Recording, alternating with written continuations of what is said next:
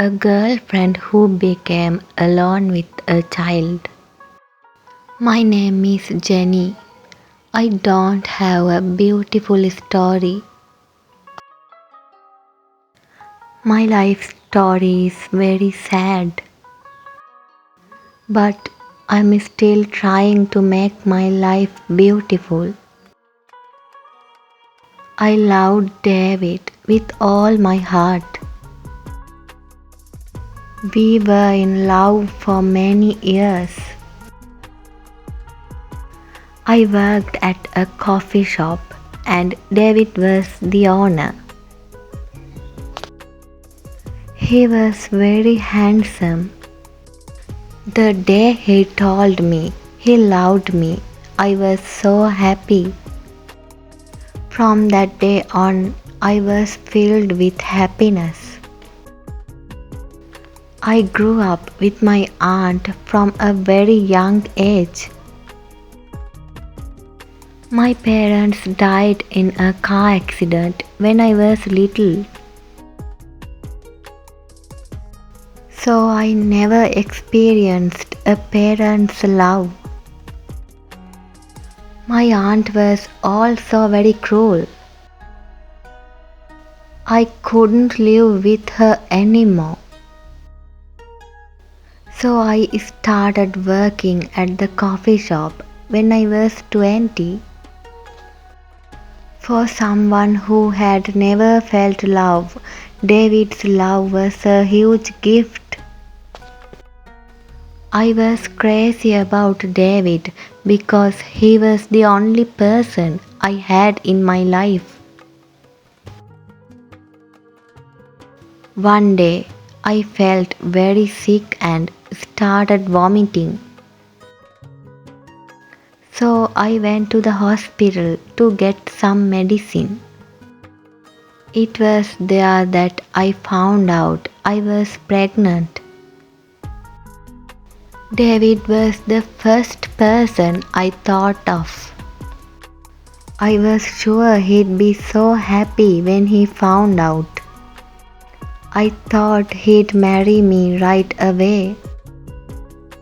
When I got home, I tried to call David. But his phone was off. It was off all day. The next day, I went to the coffee shop right away to find him, but he wasn't there either. A week went by without any news from him. I couldn't wait any longer, so I asked one of the girls who worked at the coffee shop about him. Didn't you know? David got married last week, she said. I was in shock and couldn't think. I ran home while everyone at the shop stared at me. As soon as I got home, I grabbed my phone to call David. That's when I saw a message from him. I'm sorry, Jenny. I had to get married suddenly. It was what my father wanted. There was nothing else I could do. My fingers were trembling as I read his message. The phone fell from my hand. I cried so hard. But no matter how much I cried, I couldn't understand. Days passed. I told my best friend Kathy about my sadness. Kathy was so upset when she heard my story. She took me to her house because I was pregnant. She helped me a lot to come to terms with everything. After a few months, I gave birth to a son. He looked just like David. The day my son was born, I hugged him and cried so much. I decided to be strong for my son. When he was a bit older, I went back to work at the shop. Years have passed since all of this happened.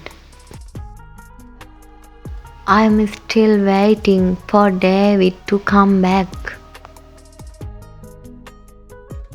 It's not just me. My son is also waiting for his dad to come back. But I know David will never come back for us. Thanks for listening this story.